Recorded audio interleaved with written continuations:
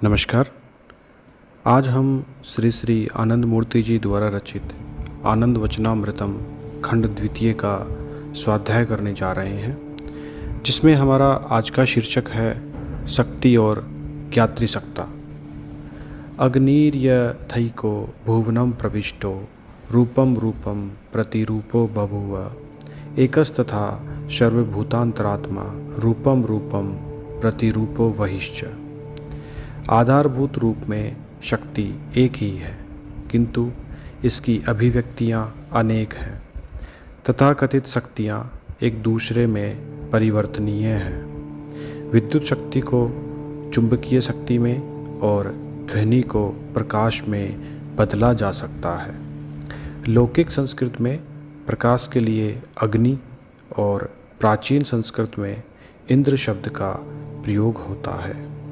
इस विश्व में परम पुरुष ने अपनी सृष्टि का प्रारंभ किया और यह सृष्टि बीज ध्वनि अ से अंकुरित हुई। शक्ति भी सृष्ट की गई। यहाँ शक्ति का तात्पर्य प्रकृति ऑपरेटिव प्रिंसिपल से नहीं है।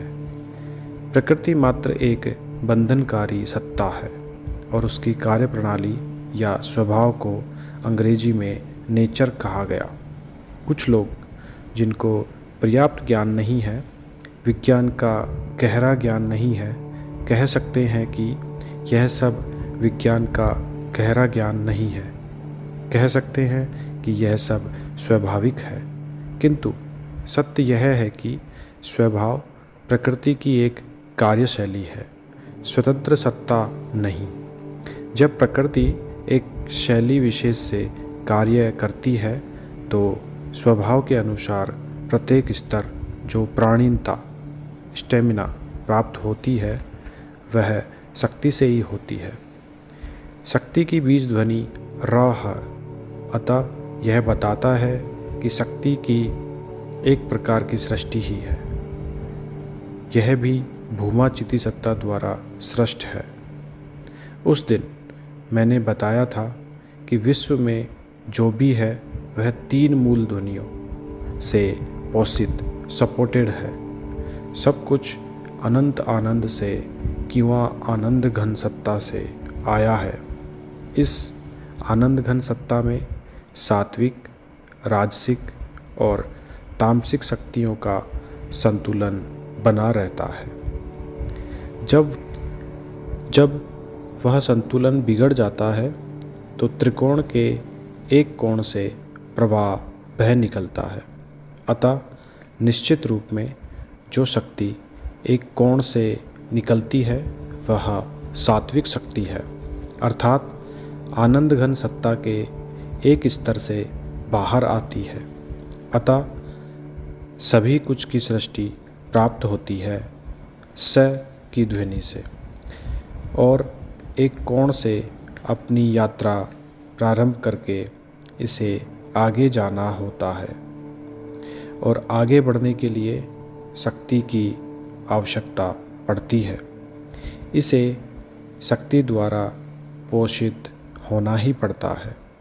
अतः प्रथमतः सात्विक शक्ति से बाहर आने के बाद यह शक्ति से और आगे बढ़ती है, अर्थात र नाम की बीज ध्वनि वाली शक्ति की सहायता से। और जब वह आगे बढ़ती है तो यह कुछ स्वभाव धर्म, कुछ विशिष्टताएं उपलब्ध कर लेता है। इस स्वभाव धर्म अथवा विशिष्टताओं की बीज ध्वनि है व, अतः स र व अर्थात सर्व। अतः इस विश्व में सभी कुछ संस्कृत में सर्व के रूप में जाना जाता है। स र व इति सर्व उच्यते। इस सर्व से हिंदी का शब्द सब और मैथिली का सभ आया है, जिनका उत्स सर्व है। इस विश्व की प्रत्येक सत्ता को अग्नि अर्थात शक्ति अथवा र की सहायता आवश्यक है। अग्निर्य थैको भुवनम प्रविष्टो रूपम रूपम प्रतिरूपो बभूव। भू अर्थात भुवन, और भुवन का अर्थ है वह अभिप्रकाश जो पांच भौतिक तत्वों की सहायता से होता है। यह भू इस विश्व का संस्कृत में एक स्वीकृत नाम है। भू भूमि, धरा, धरित्री, गोत्र, कु, पृथ्वी, मेदिनी, मही, सर्वसहा, वसुमती विश्व के नाम से संस्कृत में है। विभिन्न अस्तित्वों की रूप संरचना के अनुसार अपने उक्त पात्रानुकूल अपना भी रूप बनाकर शक्ति इस विश्व के प्रतीक और सभी अस्तित्वों की संरचना को सुसंगठित और संरक्षित रखती है। एक ही शक्ति सीलिंग फैन, बल्ब अथवा अन्य उपकरणों के माध्यम से कार्य करती है, किंतु क्या हम उसे देख पाते हैं? कोई व्यक्ति किसी शक्ति को देख नहीं सकता और कोई व्यक्ति प्रत्यक्षतः उसके संपर्क में भी नहीं आता, बल्कि सदा वह शक्ति के संचालन पर ही उसकी उपस्थिति से अवगत होता है। पंखे के संचालन से ही हम यह जानते हैं कि उसके पीछे शक्ति है। बल्ब से हम प्रकाश पाते हैं, किंतु शक्ति को देख नहीं पाते। शक्ति कभी देखी या समझी, परसीव नहीं की जाती, बल्कि उसके परिणाम देखे, समझे या अनुभव किए जाते हैं। हम शक्ति के परिणाम विभिन्न माध्यमों से देखते हैं, किंतु शक्ति स्वयं सदा अनदेखी रहती है।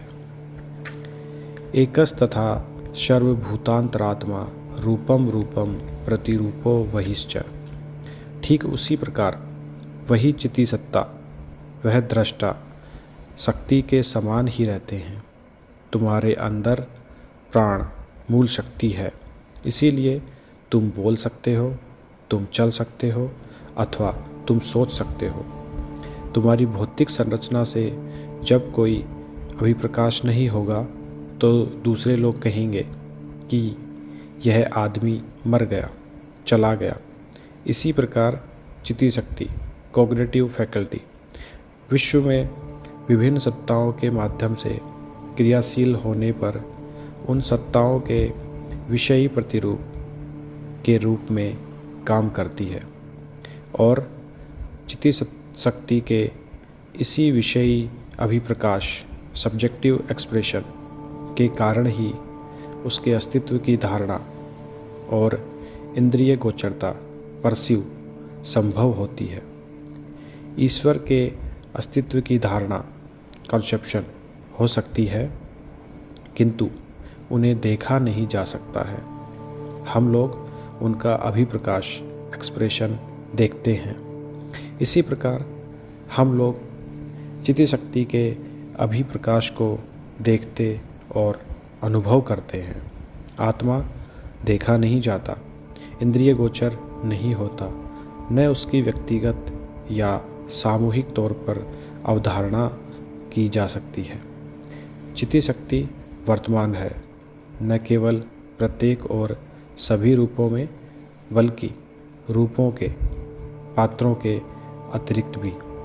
यह न केवल सब में व्याप्त है, बल्कि सबको आच्छादित भी किए हुए है। इसीलिए यह विष्णु नाम से जानी जाती है। पटना 22 सितंबर 1978। धन्यवाद। बाबा नाम केवला।